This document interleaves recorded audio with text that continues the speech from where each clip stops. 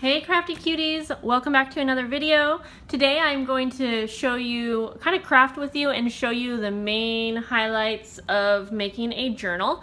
I'm going to make sort of a sewn paisley patchwork journal. Now I've made patchwork journals in the past and I have an in-depth video tutorial. It's a video course actually, if you want to see every single step, and it's an easier version. It is a no-sew version. So if you want to see that, I'll have the video course linked below. But today I'm going to make a sewn patchwork journal, and I'm probably just going to show you more so like the cover. So again, if you want to see like the whole process of putting a journal together, just check out that video course. And so yeah, I'm just gonna jump in. It's gonna be kind of like a craft with me style. I'm not gonna show every little step, but I'm gonna show you the main parts. Okay, so I have my hard covers here, and I don't know, these probably are about 4.5 by 8 inches, and I have a spine that is 2 inches by 8 inches. And basically, since I want to sew my fabrics on, and I have a variety of fabrics here, guys. You've probably seen these, especially if you have purchased the Bohemian kit. These are actually from a friend's wedding, and so I'm going to make her a very special journal that she can put maybe her wedding pictures in or something like that. Okay, so I know that I want to have the sewn patchwork be on the portion that's going to be covering the hardcover. So I'm actually going to take these and put them underneath so that I can mark on the fabric what area will be covering the fronts, so that I know what area I need to cover when I am sewing the patchwork on. So I'm just putting it over top, and I'm just going to use pen because it's not going to show, but I'm going to just basically kind of mark what my perimeter is of the front and back covers. And I'm going to, you will see as we go along, that I am going to sew a little bit over what these measurements are, just so I can make sure that I get the entire area full of patchwork. And I'm just basically going to show the outlines here again. So yeah, I'll definitely be going over, but of course I want to make sure that I at least cover these parts with the fabric. So there we go. Now we can move this aside. We're not going to be using this for quite a while. Now I know what areas I need to cover, and I'm going to take my fabric scissors. Now, like I said, I have a lot of different fabrics here. So I'm basically going to go through and just cut down squares. I don't want these to be perfect squares. I don't even want them to be, I want them to be like all different sizes. So this part's just going to be kind of tedious.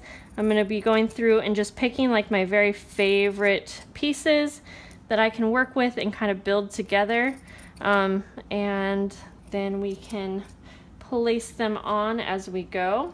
I'm even probably going to leave on like some frilled edges and whatnot on some of the pieces, just depending.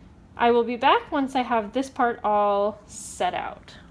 So I have all of my fabric cut, and you can see that I have it placed where I want it to be, and it's a little bigger again than the perimeter needed, as you can see. Okay, so now what we can do is a couple things. You can either take some pins and pin all of your pieces into place before sewing. That's going to be kind of tedious. You can also use a fabric glue, or I use Tombow Mono Aqua Glue, and use a teeny bit. You probably want to let this dry before moving on. Of course, I'm filming a tutorial, so I'm just going to go for it. I'm just going to use a little bit of glue to kind of place everything. Hopefully it's going to stay in place. Another thing that you can do is you can also just cut down pieces, enough pieces to cover, and then you can sew them on one by one randomly. But for me, I kind of feel like I get a better end result if I map it out like this. So totally up to you. So as you can see, I didn't make this perfect.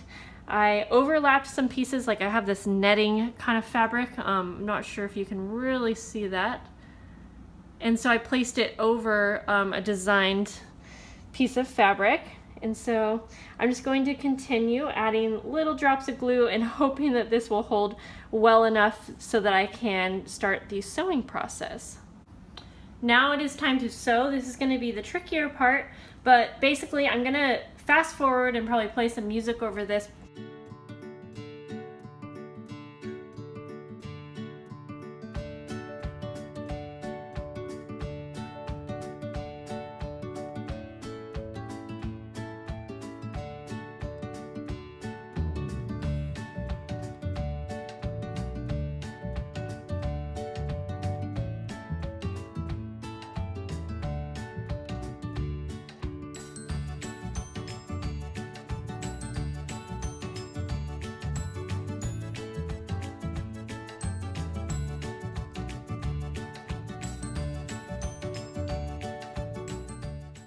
Now, once you've got everything sewn down, just kind of do a final look and make sure there aren't any pieces kind of lifting up that you want to make sure stay down, or add any stitches that you want, you know, more for decorative purposes. So I'm going to go around a few more spots. Oops.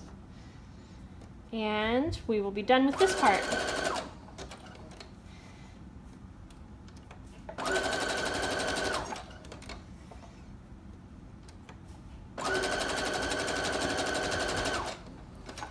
Now I'm going to add one additional piece of fabric that will be kind of layered over, and I'm going to sew around just 3 edges so that it can be a hidden little pocket that will be on the front cover that I can put a tag in and put the details with like her name and date and things like that. So you can choose if you want to layer any fabrics on. I thought this would just be kind of a fun last minute touch. And even if the recipient, you know, didn't want to put a tag in there, it's still going to look finished. And I really like the look of layering the fabrics as well. So I'm going to cut off some of the additional threads, but leave some as well. So now you can see we have a little pocket that we can put a little tag in at the end. But here is our final piece. I think I need to sew this piece down a little bit better. So again, just making sure you have all your final touches before we attach it to our hardcover. All right, so we have our covers and our patchwork piece ready to go. Make sure that you know which side is going to be on the front cover. So this is going to be my front cover right here. So I'm just going to actually turn this around now. You can definitely take the time to trim these, but since we're just gluing it down, it's not going to add a lot of bulk. I'm not really going to worry about it. We're just going to glue our pieces down. I'm going to actually have the writing of the covers on the inside of the book, just in case this is see-through at all on the front. But I like to basically just kind of find the middle of my fabric and start with that. I'll go ahead and add a generous amount of glue. Now again, you can use fabric glue if you feel weary of, you know, using any other glues. And sorry that you can see my baby belly there. Not sorry, but I don't know why I said sorry. I don't mean sorry. But okay, so I'm gonna add a generous amount of glue here. And I'm going to kind of look and see where I'm placing this, just to make sure that the center is like a good kind of spot, I guess, for where this is going to end up. So that's good. And then we can just go ahead and glue the covers on. Again, I'm going to add a generous amount of glue. And you want to leave about 1/4 of an inch between the front cover and the spine piece, you'll see. Okay. So about 1/4 of an inch. And I'm just going to do the same for the back cover. And if you guys just noticed, I just glued this wrong side down. I said I was going to have the actual cover on the inside, but it's okay. I checked to make sure that this wasn't see-through, at least on the front, so it's all right. But keep that in mind. So now you just want to make sure that everything is really glued down well so that you don't have any, I guess, additional wrinkles. and you just want to make sure that everything is glued down. So I am going to actually let this dry just a bit before we move on to the next step. Now that we've let it dry, we can go ahead and we are going to cut off the corners here, leaving about 1/4 of an inch between the edge of the fabric and the corner of the book. I'm just going to repeat that to all 4 sides. Go ahead and add glue around all of the edges so that we can wrap the fabric all the way around, or if you prefer, you can just add it to the fabric, straight to the fabric. And again, feel free to cut off the extra strings if you wish, but I'm just going to glue it down.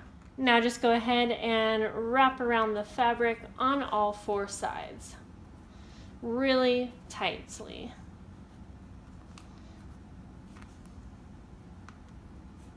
And if you have any fabric pieces like this that are kind of hanging off, you can either glue those and wrap them around or trim them. So I'm just going to wrap mine around though. We have all of the pieces glued down, and so now, kind of like the final reveal, you can fold up your book and just check over for anything that needs to be trimmed. You can see like this piece right here, oh sorry guys, this piece right here is a little wrinkly. I'm okay with that, and I'll probably do something at the end. I could add like a little bit of glue if I want. I guess maybe I just didn't sew all the way, well I did on this side, but just where it bends, it kind of, you know, didn't catch right there, but that is totally okay. I like how it looks a lot, so I'm gonna let this dry before I move on to the next step. I'm going to work on the inside of the cover now so that we can complete the rest of the cover, and I'm going to take a long piece of fabric that I had and just make 2 strips for the closures, and I'm going to actually just keep the edges raw. So I'm just going to make 2 that are probably pretty close to one another in size, like so.